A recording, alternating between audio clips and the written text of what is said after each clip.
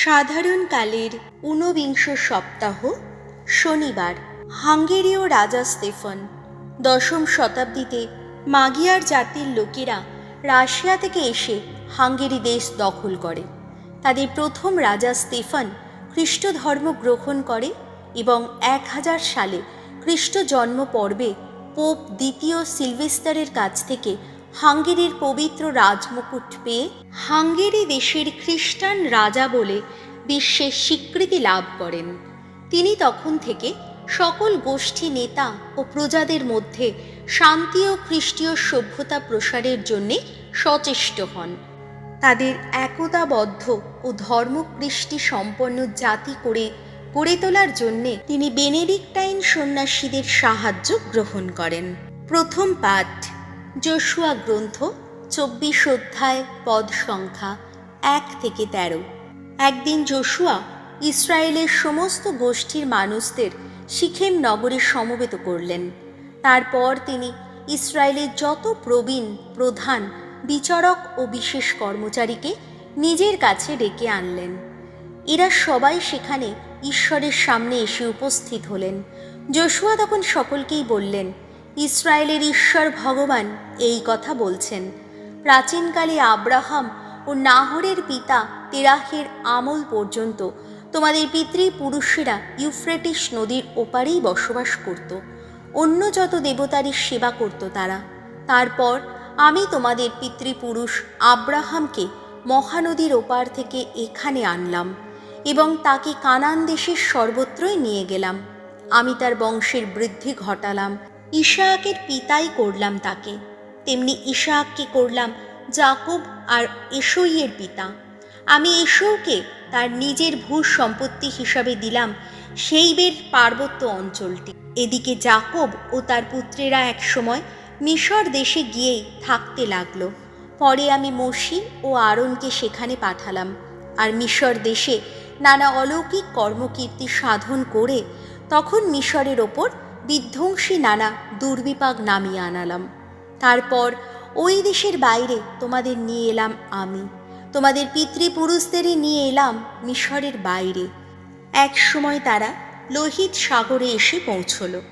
মিশরীয়রা তখন অনেক রথ ও অশ্বারোহী সৈন্য নিয়ে লোহিত সাগর পর্যন্ত তোমাদের পিতৃপুরুষদের পিছু পিছু ধাওয়া করে এলো। সেই সময় তোমাদের পিতৃপুরুষেরা ভগবানকে কাতর কণ্ঠে ডাকতে লাগলো। তখন তিনি তোমাদের ও মিশরীয়দের মাঝখানে একটা ঘন কুয়াশার আড়াল দাঁড় করালেন। তিনি মিশরীয়দের ওপর সাগরের জলরাশি বইয়ে দিলেন। তারা জলস্রোতে ঢাকা পড়ে গেল। সেদিন আমি মিশরীয়দের কী দশাই না ঘটিয়েছিলাম তা তোমরা তো নিজেদের চোখেই দেখেছ। তারপর তোমরা তো বহুদিন ধরে মরুভূমিতেই দিন কাটাতে লাগলে। শেষে আমি তোমাদের নিয়ে এলাম জর্ডন নদীর ওপারে বসবাসকারী সেই আমোরীয়দেরই দেশে। তারা তোমাদের বিরুদ্ধে যুদ্ধ করতে লাগলো, কিন্তু আমি তাদের তুলে দিলাম তোমাদেরই হাতে। তোমরা তখন তাদের দেশটা অধিকার করে নিলে। তোমাদের সামনে থেকে তাদের আমি নিশ্চিহ্নই করে দিলাম। তারপর মোয়াবের রাজা শিপ্পোরের পুত্র সেই বালাক ইসরায়েলের বিরুদ্ধে যুদ্ধ চালানোর জন্যে উদ্যোগী হলো। সে তো তখন লোক পাঠিয়ে তোমাদের অভিশাপ দেবার জন্যে বেউরের পুত্র বালামকে ডেকে আনালো। আমি কিন্তু বালামের কোনো কথা কানেই নিলাম না। শেষকালে সে বরং তোমাদের আশীর্বাদই করতে বাধ্য হলো। এইভাবে আমি তখন তার প্রভাব থেকে তোমাদের রক্ষা করলাম। তারপর তোমরা জর্ডন নদী পার হয়ে জেরিকো নগরে এসে পৌঁছলে। সেই সময় জেরিকোর অধিবাসীরা ও অনেক জাতির লোকেরা তোমাদের বিরুদ্ধে যুদ্ধ করতে লাগলো, কিন্তু তাদেরও আমি তোমাদের হাতে তুলে দিলাম। তোমাদের আগে আগে আমি তখন পাঠিয়ে দিলাম এক ঝাঁক ভীমরুল। সেদিন তোমাদের তলোয়ার বা ধনুক নয়, ওইসব ভীমরুলই তোমাদের সামনে থেকে ওই শত্রুদের তাড়িয়ে দিল। এক সময় আমোরীয়দের সেই দুজন রাজাকে যেমন করে তাড়িয়ে দেওয়া হয়েছিল। এইভাবে আমি তোমাদের দিলাম এমনই একটি দেশ যার জমি তোমরা কখনো চাষ করনি, এমনই সব শহর যা তোমরা নিজেরা গড়েও তোলনি। তোমরা তো এখন সেখানেই বসবাস করছো। দিলাম এমনই সব আঙুর ক্ষেত ও জলপাই বাগান যার গাছগুলি তোমরা নিজেরা মাটিতে রোপণ করনি। তোমরা তো এখন সেগুলোরই ফল খাচ্ছ। প্রভুর বাণী, শাম সঙ্গীত ধুয়ো। ভগবানের গুণগান করো, আহা তাঁর দয়া চিরকালেরই দয়া। ভগবানের গুণগান করো, কত না মঙ্গলময় তিনি, আহা তাঁর দয়া চিরকালেরই দয়া। সকল দেবতার দেবতা যিনি, তাঁর গুণগান করো, আহা তাঁর দয়া চিরকালেরই দয়া। সকল প্রভুর প্রভু যিনি, তাঁর গুণগান করো, আহা তাঁর দয়া চিরকালেরই দয়া।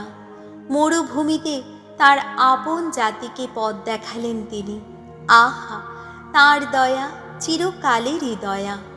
যত প্রভাবশালী নৃপতিকে প্রাণে মারলেন তিনি, আহা তাঁর দয়া চিরকালেরই দয়া। যত প্রতাপশালী নৃপতিকে করলেন সংহার, আহা তাঁর দয়া চিরকালেরই দয়া। তাঁদের দেশভূমি তিনি সম্প্রদান করলেন, আহা তাঁর দয়া চিরকালেরই দয়া। তার আপন সেবক ইসরায়েলের স্বদেশ রূপে সম্প্রদান করলেন, আহা তাঁর দয়া চিরকালেরই দয়া। শত্রুর কবল থেকে আমাদের মুক্তই করলেন, আহা তাঁর দয়া চিরকালেরই দয়া। ধুয়ো। ভগবানের গুণগান করো, আহা তাঁর দয়া চিরকালেরই দয়া। বাণী বন্দনা। জয় জয় প্রভুর জয়। এ বাণী মানুষের নয়, ভগবানের বাণী। এ বাণী তোমরা সবাই বরণ করে নাও, এ যে ভগবানেরই বাণী। জয় জয় প্রভুর জয়। মথি রচিত মঙ্গল সমাচার, 19 অধ্যায়, পদ সংখ্যা 3 থেকে 12। একদিন কয়েকজন ফরিসি তাঁর কাছে এসে তাকে যাচাই করবার জন্যে জিজ্ঞেস করলেন, আচ্ছা, বিধান অনুসারে মানুষ কি যে কোনো কারণে তাঁর স্ত্রীকে ত্যাগ করতে পারে?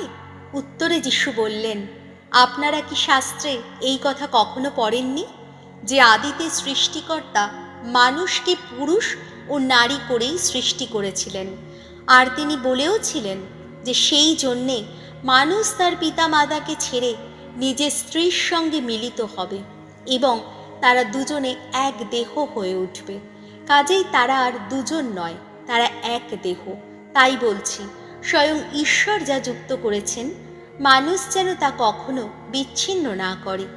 ফরিসিরা তাকে তখন জিজ্ঞেস করলেন, তাহলে মোশি কেনই বা এই নির্দেশ দিয়ে গেছেন যে ত্যাগপত্র দিয়েই স্ত্রীকে ত্যাগ করতে হবে?